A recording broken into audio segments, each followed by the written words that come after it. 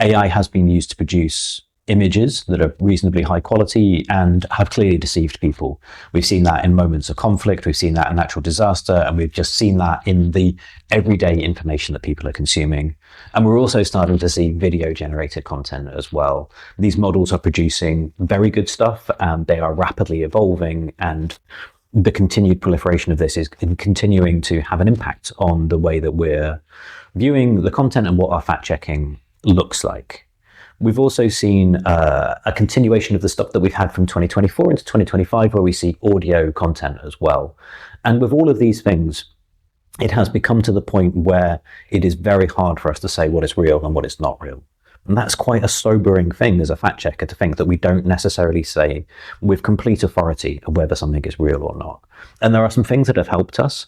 In our content, we see things like the SynthID product that's produced by Google that definitely says whether some AI content came from a particular model. And we have seen that in our fact checking. And we rely and we work with a team of experts in full fact and around us that help us to verify this content. But it is there, and it is a contributing factor to creating, I would say, more harmful content than at any point before.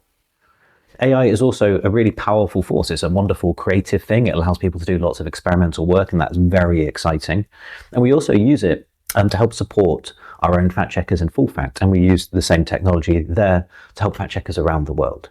And so in the last year, we've been working with 40 or so other fact checkers around the world to identify the most harmful content online and ensure that fact checkers can prioritize the best stuff.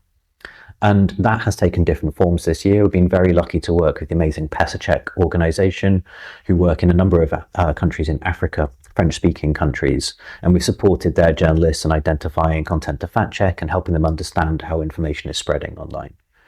And we've also worked, and very excitingly, with our Spanish colleagues, Maldita. Maldita is sort of the Spanish full fact, I suppose. And we've been working with them to try and create a weather forecast of how information moves around in all of Europe.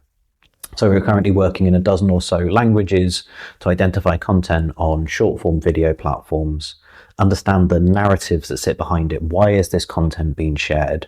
And then try to map as that moves around from language to language, from platform to platform, from country to country, to ensure that we're best prepared. And we've been using some of the similar technologies we produced in full fact over a number of years to power that project as well.